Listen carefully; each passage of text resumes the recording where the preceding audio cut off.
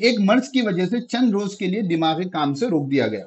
تو یہی ایک اصل سوال ہے، یہی ایک اصل پوائنٹ ہے جس کے بارے میں چاہے معراج ربانی ہو، چاہے انجینئر علی مرزا ہو، سب لوگوں نے جو ہے لوگوں کو دھوکہ دینے کی کوشش کی ہے۔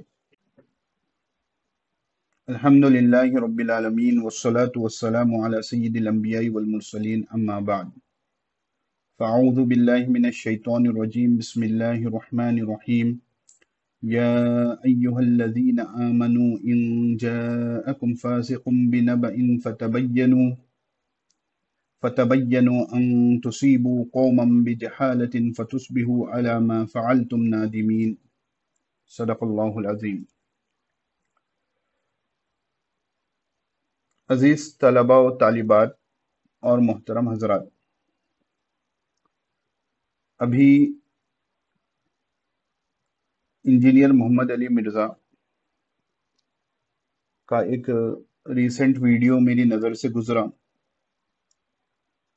عام طور پر سالوں سے میں جانتا ہوں کہ یہ بندہ امت میں فتنہ پھیلاتا ہے، لوگوں کو گمراہ کرتا ہے، فرقہ واریت کی ہوا کو جو ہے اور زیادہ بھڑکاتا ہے، اور نوجوان اس کی باتوں سے جو ہے انداز گفتگو سے اور کیونکہ فرقہ واریت سے بیزار ہونے کی وجہ سے اور فرقہ واریت کے دلدل میں پھنس جاتی۔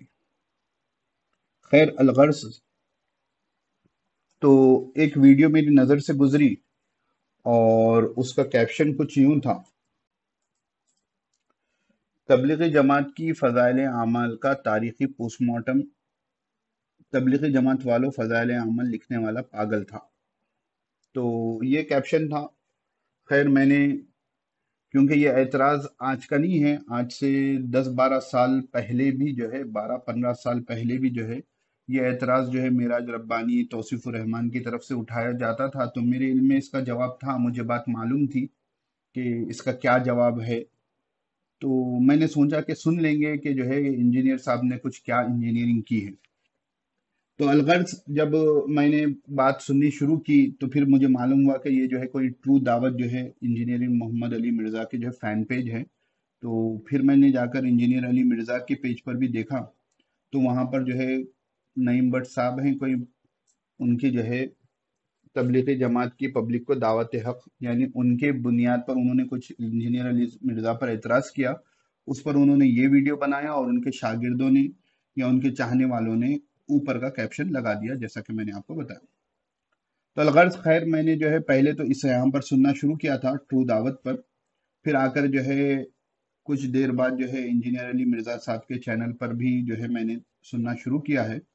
تو عام طور پر میرا مزاج نہیں ہے کہ میں ان چیزوں کے جوابات دے لیتے بیٹھوں اور ان مسائل پر گروں، اور ہماری عوام بھی یہ سمجھتی ہے کہ بھئی یہ کیا اختلافات شروع کر دیے ہیں، لیکن جب اعتراض کیا جاتا ہے، جھوٹ کہا جاتا ہے، تو پھر اس کا جواب دینا بھی ضروری ہے۔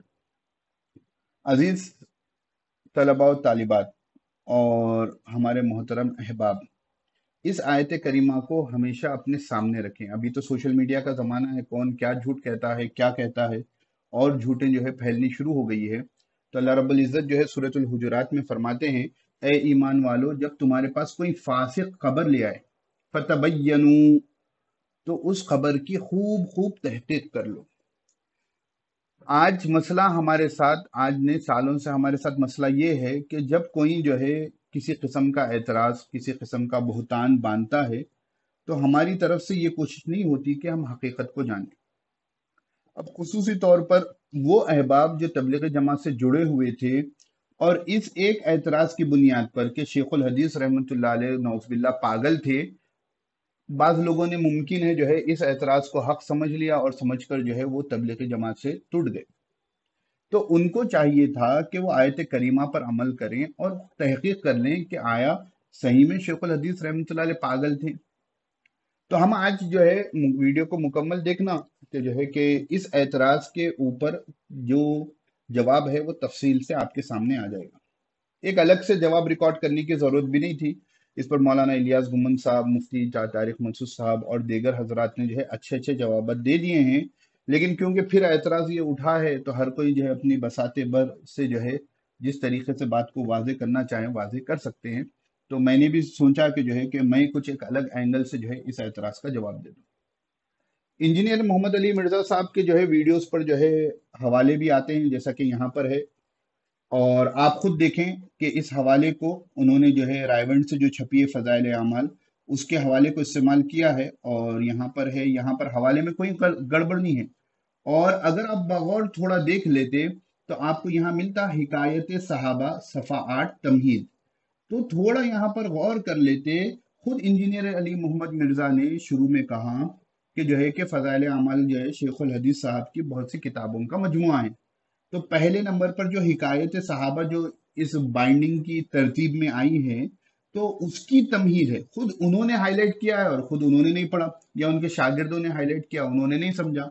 اور جب بندہ کسی پر اعتراض کرتا ہے، ایک پرانا اعتراض اٹھاتا ہے جس کے سینکڑوں جوابات دیے جا چکے ہیں، جوابات دینے کی بھی نہیں، بس وضاحتیں یا جو ہے جو جہالت تھی ان جہالت کو دور کیا گیا. معراج ربانی کیا، توصیف الرحمان کیا، اور ہر غیر مقلد جو کہتا ہے کہ ہم تحقیق کرتے ہیں بلکہ وہ اپنے اوپر والوں کی اندھی تقلید کرتے ہوئے یہ اعتراض اٹھاتے ہیں. کیا ہے کہ جو ہے کہ سفر کے مہینے میں جو ہے ایک مرض کی وجہ سے چند روز کے لیے دماغی کام سے روک دیا گیا. یعنی اب دماغی کام نہیں تھا تو انہوں نے کیا کیا کہ فضائل اعمال کا کچرا ہمارے سامنے دے دیا، نعوذ باللہ من ذالک. تو اس کا تو جواب کہ وہ دماغی کام سے کیوں روک دیا گیا اور کیا تھی وہ تمام تفصیلات تو انشاءاللہ آپ کو آگے آئے گی. تو پہلے اب اس کو ذہن میں رکھنا ہے کہ یہ جو ہے یہ جو تمہید ہے، یہ جو پریفیس ہے، یہ حکایت صحابہ کی ہے. خود جو ہے یہاں پر انہوں نے ہائی لائٹ کیا ہے، نہیں معلوم کہ انہوں نے جو ہے پڑھا نہیں پڑھا. تو یہ ٹرو دعوت کا حوالہ ہے. اسی طرح جو ہے انجینئر علی محمد مرزا کے ویب سائٹ پر بھی، یوٹیوب چینل پر بھی یہی حوالہ ہے. ان کے پاس جو ہے 51 منٹ میں یہ بات چل رہی ہے اور ٹرو دعوت پہ 9 منٹ پہ یہ بات چل رہی ہے. تو آئیے ہم چلتے ہیں کہ دیکھتے ہیں کہ فضائل اعمال کیا شیخ الحدیث رحمۃ اللہ علیہ پاگل پنی کی حالت میں، نعوذ باللہ، اس حالت میں کیا شیخ الحدیث رحمۃ اللہ علیہ نے فضائل اعمال لکھی. تو آپ کون سے بھی فضائل اعمال جو ہے اگر آپ کے گھر میں ہوں تو اس کو کھول کر دیکھ لیں پہلے صفحے کو، یا آن لائن بھی اگر آپ P D F download کرو گے تو جو ہے آپ کو یہ ترتیب ملے گی. فضائل اعمال جس میں 8 نہایت اہم کتابوں کو جمع کیا گیا: حکایت صحابہ، فضائل نماز، فضائل تبلیغ، فضائل ذکر، فضائل قرآن مجید، فضائل رمضان، مسلمانوں کی موجودہ پستی کا واحد علاج، اور فضائل درود شریف. یہ اسلامک بک ہاؤس سروس کا جو ہے مجھے پی ڈی ایف دستیاب ہوا ہے، تو ابھی میں نے اسی سے جو ہے اپنی بات کو آگے بڑھایا. تو اب دیکھیں کہ یہاں معلوم ہو گیا ہے کہ فضائل اعمال کل 8 کتابوں کا مجموعہ ہے. 8 الگ الگ ٹائم پر کتابیں لکھی گئی تھی، ان کتابوں کو ایک ترتیب سے جو ہے جمع کر دیا گیا ہے. اس میں پہلے نمبر پر اس مکتبے والوں نے حکایت صحابہ کو رکھا ہے اور آخری نمبر پر فضائل درود شریف کو رکھا ہے. یہ بات بڑی اہم ہے، اس کو غور کریں. چلیں ہم آگے چلتے ہیں. میں بات کو مختصر رکھنے کی کوشش کروں گا، لیکن جو اہم باتیں ہیں جن چیزوں کو نوٹ کرنا ہے ان چیزوں کا آپ نوٹ کریں، اور خدا را یہ کام کریں کہ اس جواب کو نا ان تبلیغی بھائیوں تک یا ان دھوکے بازوں تک بھی پہنچائے جو اس دھوکے میں آ گئے ہیں یا دھوکہ دے رہے ہیں. تو اب چلتے ہیں، آگے بڑھتے ہیں. تو اگر آپ فضائل اعمال کھولیں گے تو پہلے آپ کو یہ پیج ملے گا، حکایت صحابہ رضوان اللہ تعالی علیہم اجمعین، یعنی سچی کہانیاں. اب یہاں پر جو ہے انجینئر علی مرزا نے، آپ یہ سمجھتے ہوں گے کہ بہت ریسرچ کی ہے، مولانا الیاس صاحب کی گزارش پر یہ کتاب لکھی گئی ہے. حالانکہ یہاں پہلا صفحہ پڑھیں گے تو آپ کو ملے گا جس میں حضرت مولانا الحافظ الحاج الشاہ عبد القادر صاحب مدد اللہ کے ارشاد سے حضرت زکریا رحمۃ اللہ علیہ نے یہ کتاب جمع کی. یعنی یہاں پر اس کتاب کو، حکایت صحابہ کو لکھنے کی جو ٹریگر پوائنٹ تھا وہ حضرت رائے پوری رحمۃ اللہ علیہ کی جو ہے حکم پر حضرت نے یہ کتاب کو جمع کیا ہے. اب اس کے بعد آگے بڑھو گے تو آپ کو انڈیکس ملے گا، اور انڈیکس کے بعد یہ تمہید ملے گی. اسی تمہید کے پیج کا انجینئر علی محمد مرزا یا اس سے پہلے توصیف الرحمان معراج ربانی نے حوالہ دیا تھا. تو اگر آپ پڑھو گے تو جو ہے پہلے تمہید ہے، بسم اللہ، اور جو ہے شیخ الحدیث رحمۃ اللہ علیہ نے لکھا ہے کہ اما بعد، اللہ کے ایک برگزیدہ بندے اور میرے مربی و محسن کا ارشاد 1353 عیسوی میں ہوا کہ صحابہ کرام رضی اللہ عنہم اجمعین کے چند قصے، بالخصوص کمسن صحابہ کرام اور عورتوں کی دینداری کی کچھ حالت اردو میں لکھی جائے، تاکہ جو لوگ قصوں کے شوقین ہیں، اس بات کو غور سے سنیں، تاکہ جو لوگ قصوں کے شوقین ہیں وہ واہی تباہی جھوٹی حکایات کے بجائے اگر ان کو دیکھیں تو ان کے لیے دینی ترقی کا سبب ہو، اور گھر کی عورتیں اگر راتوں میں بچوں کو جھوٹی کہانیوں کے بجائے ان کو سنائیں تو بچوں کے دل میں صحابہ کرام رضی اللہ عنہ اجمعین کی محبت اور عظمت کے ساتھ دینی امور کی طرف رغبت پیدا ہو۔ تو یہ جو ہے اصل مقصد تھا، حضرت رائے پوری رحمۃ اللہ علیہ کی درخواست تھی، حکم تھا، اور اس کی بنا پر، اور وجہ کیا تھی کہ جو لوگ قصوں کے شوقین، اور ہر کوئی قصوں کا شوقین ہوتا ہے، فضائل اعمال میں کئی جگہ قصے لکھنے کی وجہوں پر جو ہے حضرت شیخ الحدیث رحمۃ اللہ علیہ نے یہ بات لکھی ہے، کیونکہ بر صغیر ہندوستان، پاکستان، بنگلہ دیش میں لوگ جو ہے بزرگان دین کے اور قصے کہانیوں سے اثر زیادہ لیتے ہیں، اس لیے میں نے فضائل اعمال میں قصوں کو جگہ دی ہے۔ اور ایسا قصے نہیں کہ جھوٹے جو ہے کہ کیا کہتے ہیں، بچے جو جھوٹی کہانیاں پڑھتے ہیں، بلکہ معتبر، تاریخی اعتبار سے معتبر قصوں کو انہوں نے جگہ دی ہے۔ یہاں پر حکایت صحابہ کی بات چل رہی ہے، تو حکایت صحابہ، اب اس میں جو ہے آخر میں جو میں نے یہاں پر ہائی لائٹ کیا ہے، اس لیے 4 برس تک بار بار اس ارشاد کو سنتا رہا اور اپنی نااہلیت سے شرمندہ ہوتا رہا کہ سفر 1357 ہجری، یہ ڈیٹ کو لکھ لیں، 1357 ہجری میں، عیسوی میں، 1357 ہجری میں، ٹھیک ہے نا، اوپر بھی ہجری تھا، وہ غلطی سے عیسوی ہو گیا، میں ایک مرض کی وجہ سے چند روز کے لیے دماغی کام سے روک دیا گیا۔ تو یہی ایک اصل سوال ہے، یہی ایک اصل پوائنٹ ہے جس کے بارے میں چاہے معراج ربانی ہو، چاہے انجینئر علی مرزا ہو، سب لوگوں نے جو ہے لوگوں کو دھوکہ دینے کی کوشش کی ہے۔ جب مجھے فضائل اعمال پر اعتراضات ہوتے تھے، آج سے 12-13 سال پہلے کی بات ہے، تو میں بھی بڑا پریشان ہوا تھا۔ تو جب سے میں نے تحقیق کی، الحمدللہ ثم الحمدللہ، مجھے اس کتاب پر اور لکھنے والوں کے جو ہے تقوی پر اور لکھنے والوں کے جو ہے علم پر اتنا بھروسہ ہوا کہ اب یہ اعتراضات مجھے کچھ پریشان نہیں کرتے۔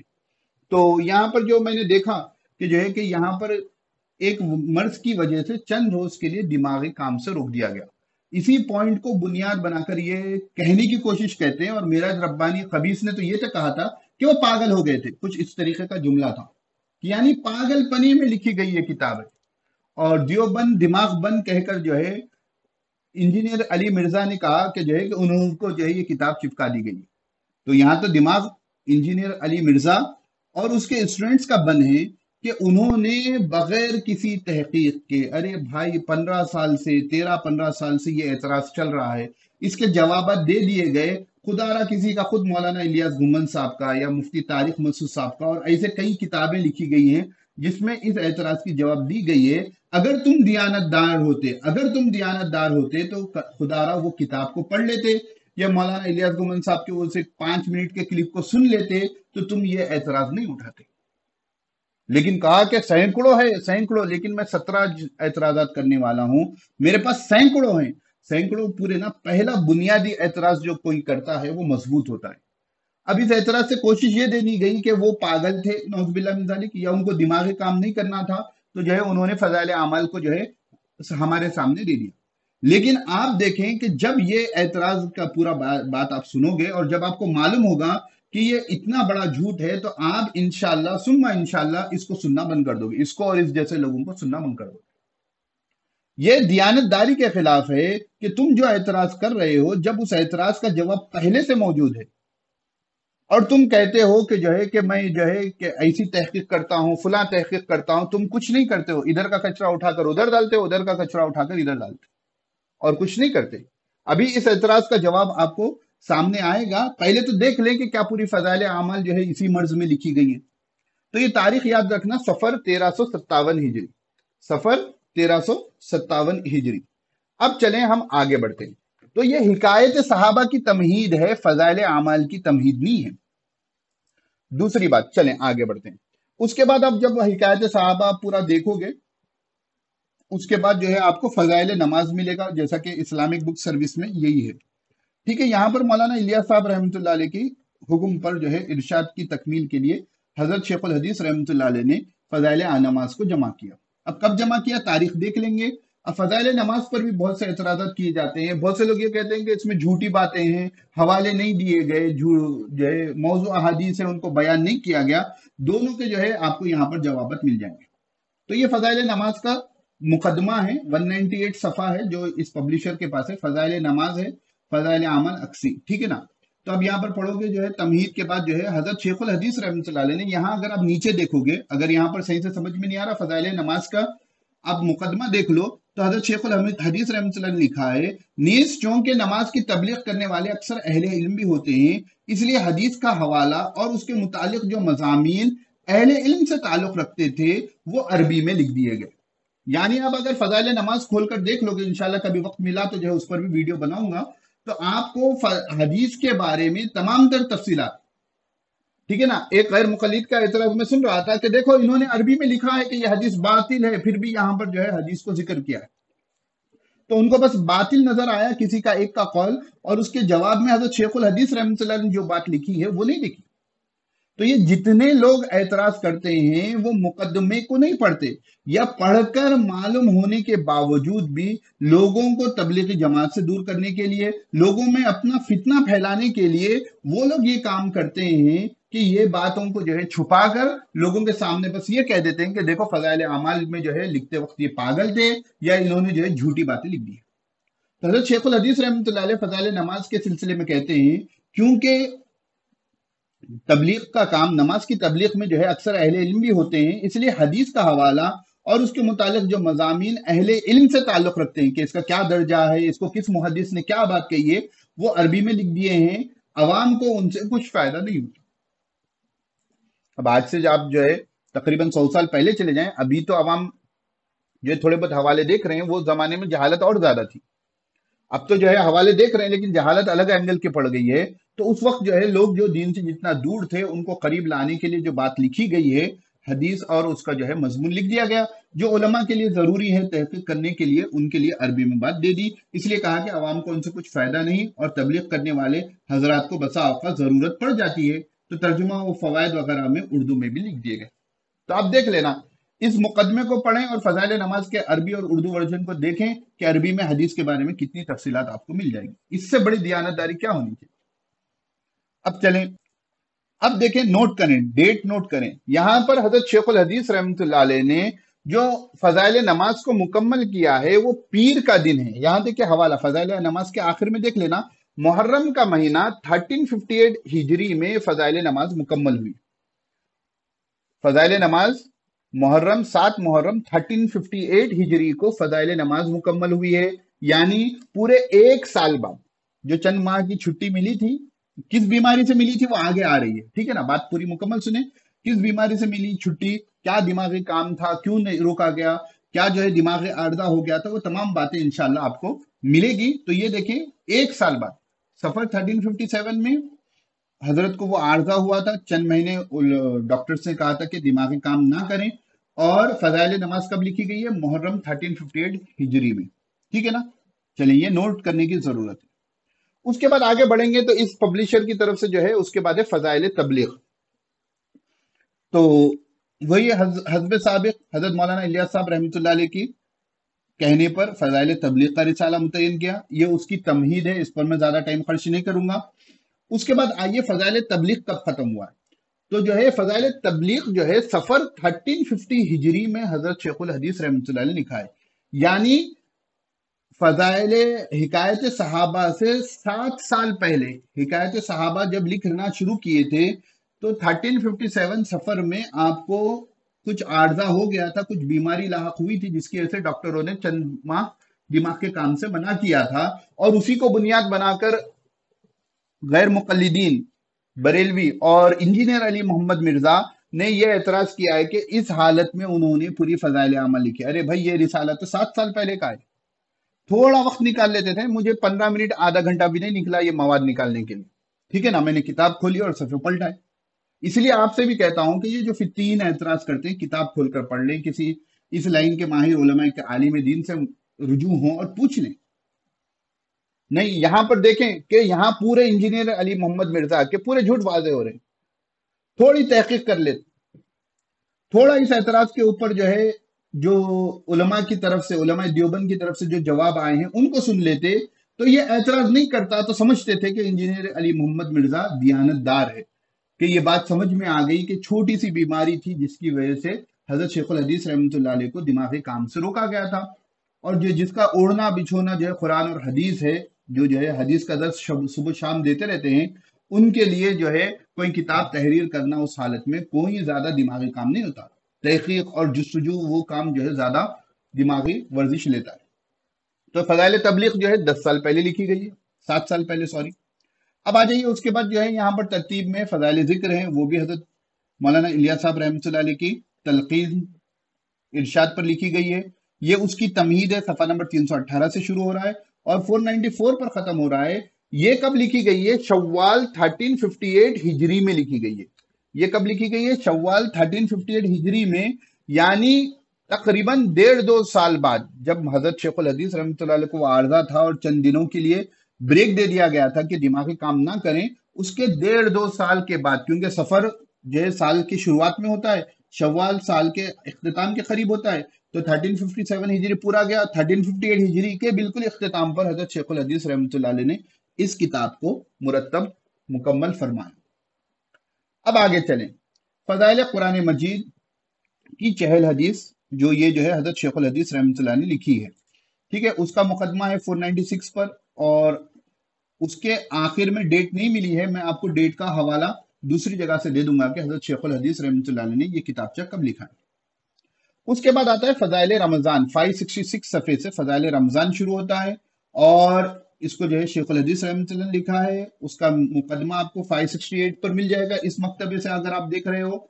और आखिर में देखें कि हजरत शेखुल हदीस रहमतुल्लाह अलैह ने फजाइल रमजान कब लिखा? रमजानुल मुबारक में 27वीं शब, यानी ताक रातों में, जो शब कदर के नाम से मशहूर है, जब मुकम्मल हुई है 1349 हिजरी में, यानी उस आर्जे से 8-9 साल पहले 1357 में आर्जा हुआ, और उससे 8-9 साल पहले हजरत शेखुल हदीस रहमतुल्लाह अलैह ने फजाइल रमजान लिखी है। देखें उस बंदे के झूठ को, देखें दगाबाजी को, देखें कि अगर मौलाना इलियास गुमन साहब का ही बयान वो सुन लेता तो उसमें पूरी तारीखें वगैरह अच्छे अंदाज से आपको मिलेगी। मुख्तसर से जो है वीडियो में आपको पूरी बातें मिल जाएगी। लेकिन जिसका काम उम्मत में फितना फैलाना हो, जिसका काम जो है झूठ बोलकर लोगों को धोखा देना हो, और जो है अपना एक जो है प्लम्बरिज्म करना हो, वो काम क्या करेगा? यही धोखेबाजी देगा। फिर ये मुसलमानों की मौजूदा पस्ती का वाहिद इलाज, ये भी एक रिसाला जो है फजाइल आमल में होता है। इसको हजरत शेखुल हदीस रहमतुल्लाह अलैह नहीं, बल्कि हजरत मौलाना एहतशामुल हसन कांधलवी रहमतुल्लाह अलैह ने लिखा, ठीक है। वो जो है, अब इसमें तो ताल्लुक ही नहीं है उसका मसले से कि ये भी 1358 में लिखे हैं, लेकिन क्योंकि हजरत शेखुल हदीस रहमतुल्लाह अलैह के बारे में है कि आपको वो आर्जा लाहक हुआ था, ये दूसरी शख्सियत है। तो देखें यहां पर भी जो है क्या धोखेबाजी की गई। उसके बाद है फजाइल दुरूद शरीफ। अब इस मकतबे के जो पब्लिशिंग है उसके आखिर में, पहली जिल्द के आखिर में फजाइल दुरूद शरीफ उन्होंने लिखा है, छापा है, और हजरत 666 पर जो है आपको इसका मुकदमा मिल जाएगा। चलें, तो अब देखते हैं कि ये किताबों के जो जिक्र किया है और हजरत शेखुल हदीस रहमतुल्लाह अलैह का क्या मर्ज था, उसको देख लेते हैं। तो बात को मुकम्मल सुने और समझें कि ये धोखेबाज जो आपको इस छोटे से मसले में नहीं, उन 17 एतराज़ात जो शेखुल हदीस रहमतुल्लाह अलैह पर या फजाइल आमल पर इंजीनियर अली मोहम्मद मिर्जा ने किए हैं, अगर वो इतने मजबूत हैं, तो पहला सबसे एतराज सबसे ज्यादा मजबूत होना चाहिए था, जिसमें ही उसने धोखेबाजी से काम लिया है। मुझे यकीन है, पूरा यकीन है कि उसको ये एतराज का जवाब मालूम था कि हजरत शेखुल हदीस रहमतुल्लाह अलैह को क्या बीमारी थी, और उसको ये भी मालूम था कि जो है कि ये किताबें अलग अलग लिखी हुई हैं, लेकिन लोगों को गुमराह करने के लिए उसने जो है अपने एंगल से ये बात रखी।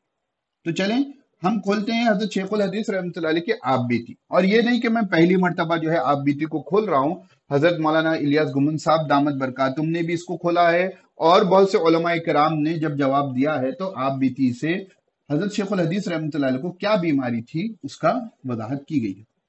तो हजरत शेखुल हदीस रहमतुल्लाह अलैह ने खुद अपनी आप बीती लिखी है, इसमें आपकी जिंदगी के अहम अहम वाकयात को जिक्र किया गया।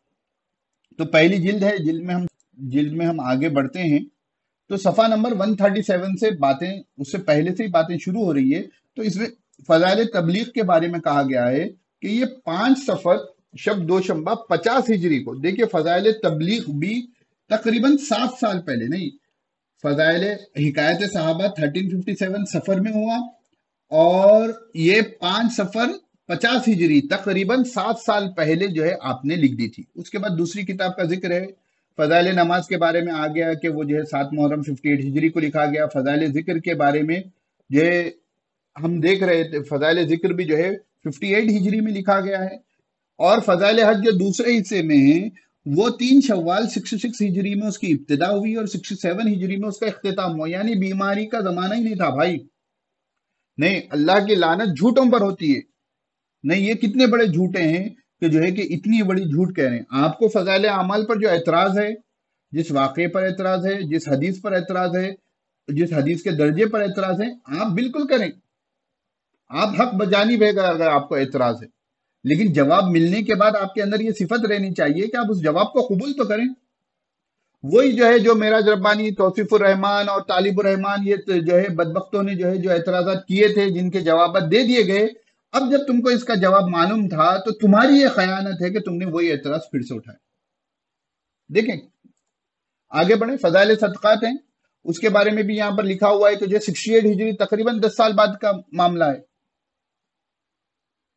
دیکھیے یہ فضائل صدقات، حصے دو میں فضائل صدقات اور فضائل حج ہی ہے نا، تو اس کے بارے میں فرماتے ہیں کہ شوال 66 ہجری میں شروع کیا اور 68 ہجری میں اس کو ختم کیا۔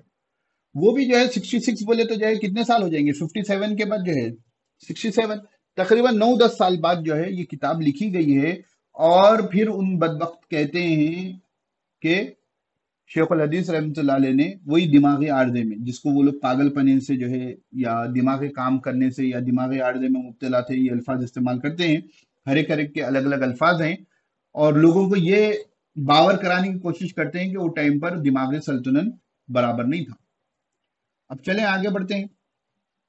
فضائل درود شریف، حضرت شیخ الحدیث رحمۃ اللہ علیہ نے یہ حضرت شاہ یاسین صاحب نگینوی رحمۃ اللہ علیہ کی وصیت کے موافق آپ نے شروع کیا۔ یہ طریقے حضرت نگینوی رحمۃ اللہ علیہ کی وصیت پر جو ہے جب شروعات کرنی چاہی نہیں کر سکے، لیکن 83 ہجری کے حج میں مدینہ پاک حاضری پر شدت سے اس کا تقاضا شروع ہوا، واپسی پر بھی تساہل ہوتا رہا۔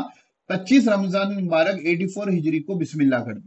84 ہجری نہیں، 57 کہاں، 84 کہاں؟ تو اللہ کے بندوں تھوڑی تو تحقیق کروا لو، کر لو، اس کے بعد بات کرو۔ زبان اٹھائی کہ نہیں کہ تارق کو لگا دیے، اتنا بڑا جھوٹ باندھ رہے ہو، ہر کوئی جھوٹ کہہ رہا ہے اور اسی جھوٹ کی ترویج ہو رہی ہے، اور سننے والوں پر حیرانی ہے۔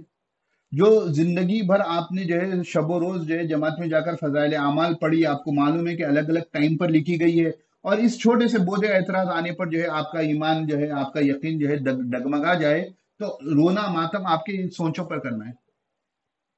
اب آگے بڑھیں، اب دیکھتے ہیں کہ اصل وجہ کیا تھی۔ تو حضرت شیخ الحدیث رحمۃ اللہ علیہ اپنی اسی آپ بیتی میں فرماتے ہیں حکایت صحابہ کے بارے میں کہ سفر 57 ہجری میں اجڑارے جاتے ہوئے میرٹھ میں نکسیر کا شدید حملہ ہوا۔ نکسیر معلوم نا، ناک سے خون کا بہنا، جو مغرب کے بعد سے شروع ہو کر صبح کو 8 بجے تک مسلسل رہا، یعنی اتنا شدید حملہ رہا۔ تقریباً 2 گھڑے کے قریب خون ساری رات نامعلوم کہاں سے پیدا ہوا، اور نکسیر کی ابتدا بھی اپنی ایک حماقت سے جو حضرت مدنی قدس کی بے تکلفی کی بنا پر پیدا ہوئی۔ لمبا قصہ ہے، ٹھیک ہے، یہاں واقعی سے ہم کو لینا دینا نہیں ہے۔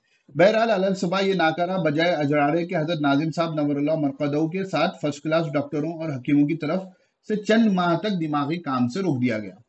میرے حضرت، میرے مربی میری محسن حضرت مولانا شاہ عبد القادر صاحب رائے پوری کا ارشاد تقریباً 4 برس سے اس کی تالیف کا ہوا تھا، مگر اپنے مشاغل کے ہجوم کی وجہ سے تعمیل کا وقت نہ ملا۔ اس بیماری کے زمانے کو غنیمت سمجھ کر تعمیل ارشاد میں پڑے کچھ لکھتا رہا، اور 12 شوال 57 ہجری کو پوری ہو گئی کہ کچھ دنوں بعد سبق کا سلسلہ بھی شروع ہو گیا تھا، اور اسی کے ساتھ اعتدال کی تالیف بھی شروع ہو گئی تھی جو آگے آ رہی ہے۔